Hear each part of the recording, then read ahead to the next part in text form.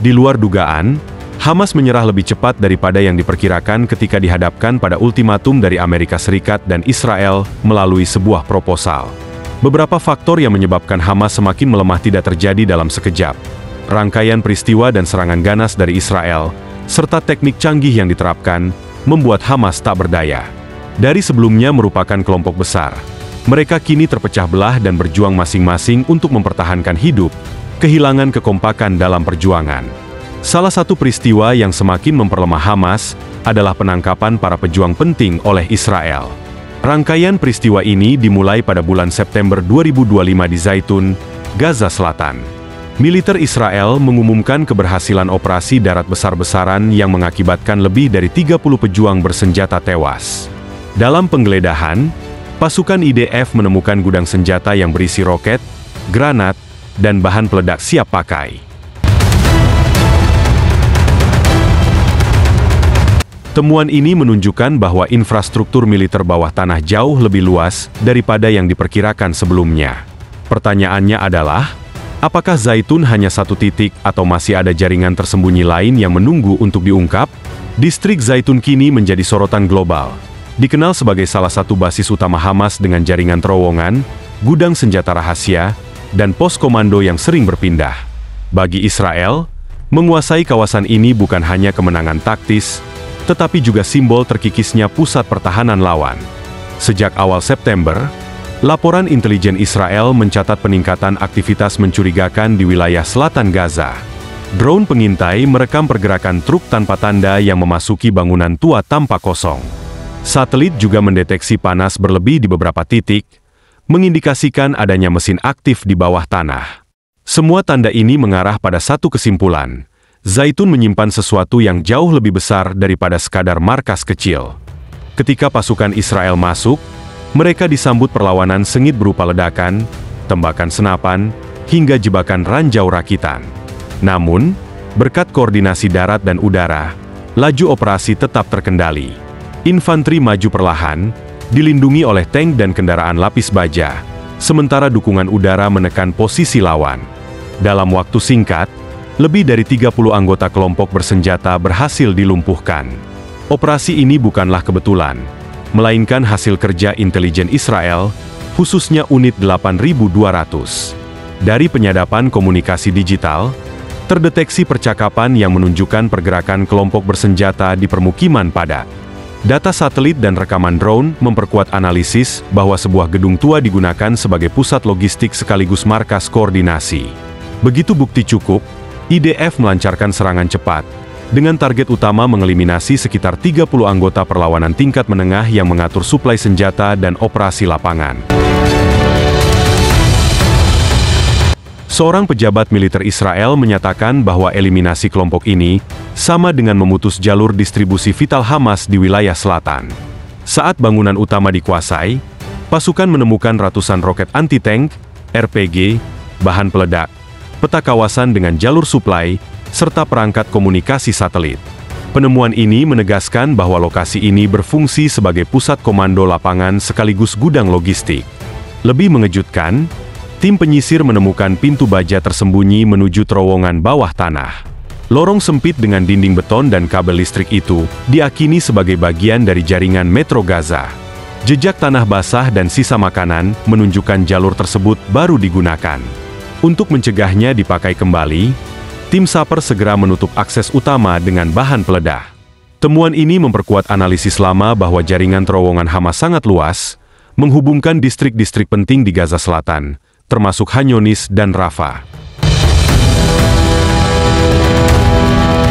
Hal ini menegaskan bahwa operasi militer di Gaza tidak hanya berlangsung di permukaan, tetapi juga di bawah tanah. Reaksi dunia internasional pun bervariasi. Pemerintah Israel menyebut operasi ini sebagai kemenangan strategis, sementara kelompok pro-Palestina menuduhnya berlebihan dan memperburuk krisis kemanusiaan. Mesir dan Qatar mendesak gencatan senjata, sementara Amerika Serikat memberikan dukungan penuh. Penemuan gudang senjata menegaskan bahwa Hamas tetap berusaha membangun kekuatan meskipun berada di bawah blokade.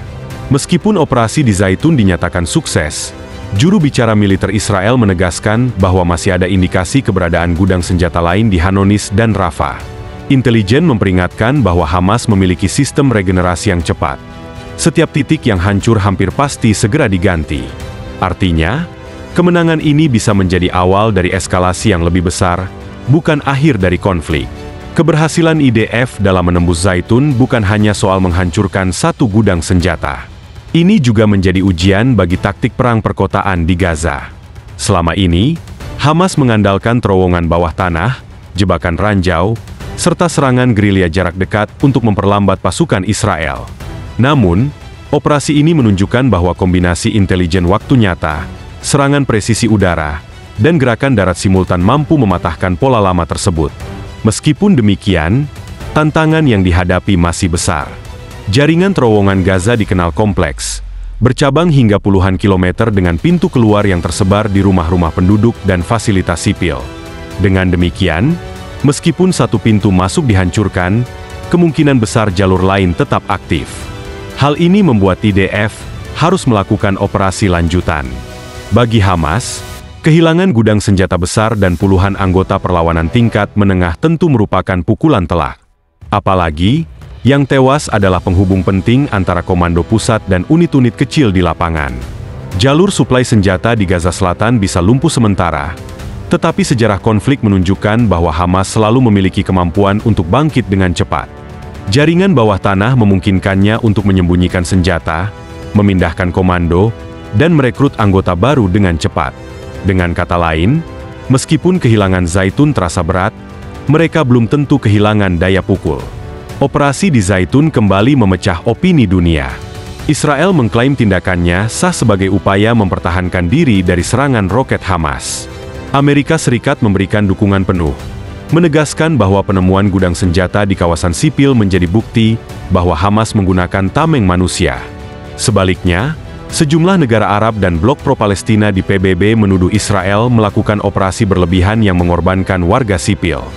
Mesir dan Qatar mendesak gencatan senjata untuk mencegah eskalasi lebih lanjut, sementara Turki menuntut investigasi internasional.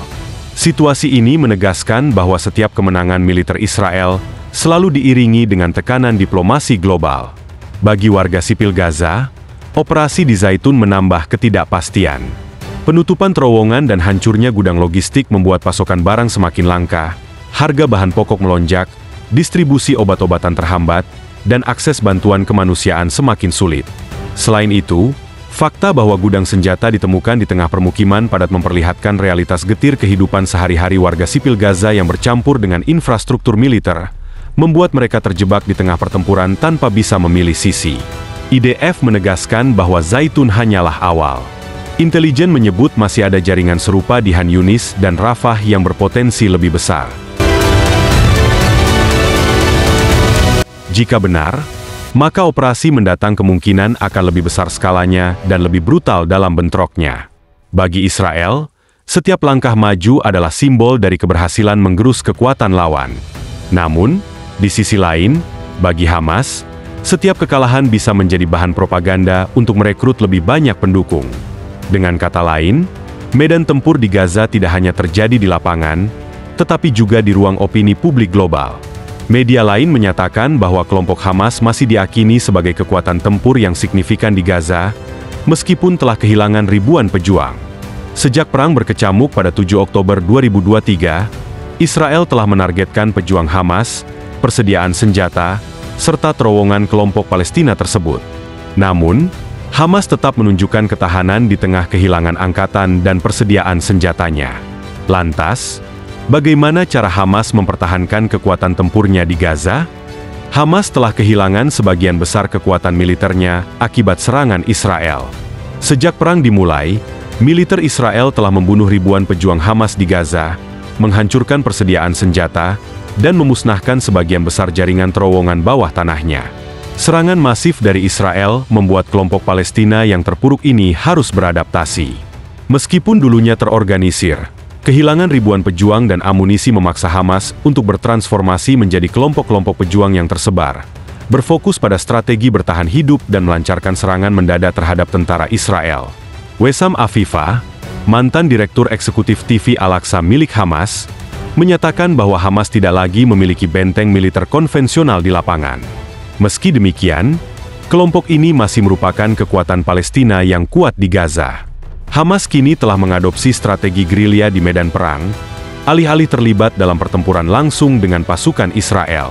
Para pejuang Hamas menanam bahan peledak di bawah jalan, di bangunan tempat tinggal, dan di atas kendaraan militer Israel. Hal ini dibuktikan melalui video-video yang belakangan diunggah oleh sayap militer Hamas, di mana pejuang yang berpakaian sipil mendekati tank, pengangkut personel lapis baja, dan tentara sebelum menembaki pasukan IDF dan melarikan diri.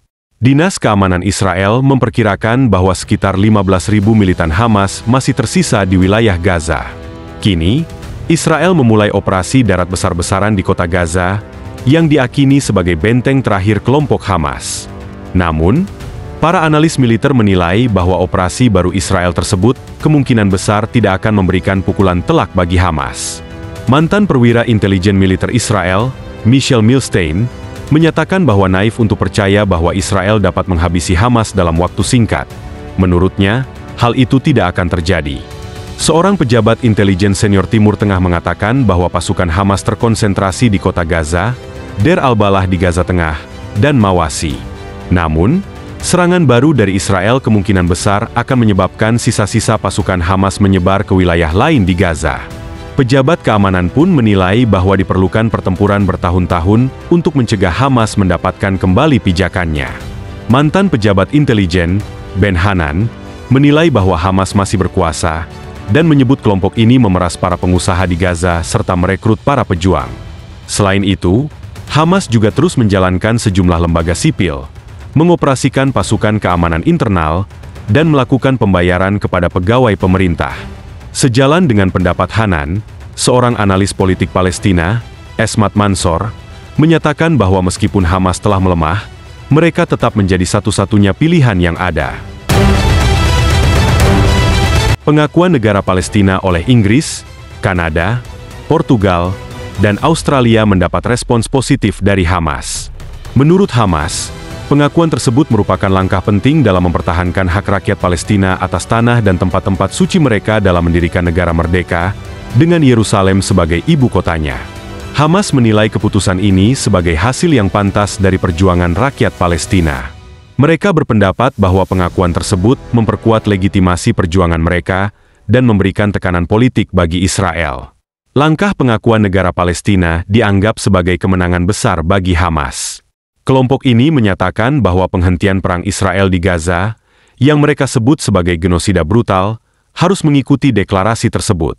Selain itu, Hamas menyerukan kepada masyarakat internasional untuk menentang rencana aneksasi dan yudaisasi di tepi barat dan Yerusalem, serta mengisolasi negara tersebut. Mereka mendesak negara-negara untuk mengambil tindakan hukum terhadap apa yang dilakukan Tel Aviv. Meskipun Hamas telah kehilangan sebagian besar kekuatan militernya, kelompok ini masih menjadi kekuatan tempur yang signifikan di Gaza. Menyadari bahwa mereka tidak dapat melakukan serangan besar seperti pada tahun 2023, Hamas beralih ke taktik perang gerilya, yang menyulitkan Tel Aviv untuk menghancurkan mereka dalam waktu singkat. Di tengah upaya perluasan serangan di kota Gaza untuk menumpas Hamas, negara-negara di dunia mulai menyatakan pengakuan terhadap negara Palestina. Hamas memuji langkah tersebut sebagai kemenangan besar dan menyerukan isolasi serta sanksi terhadap Israel. Kesimpulannya, saat ini Hamas bukan lagi kekuatan besar, karena mereka telah tercerai-berai. Kadang-kadang, hanya media yang terlalu membesar-besarkan kekuatan Hamas, padahal mereka tidak sekuat dulu. Simak terus pembaruan berita menarik lainnya, hanya di Zona Populer.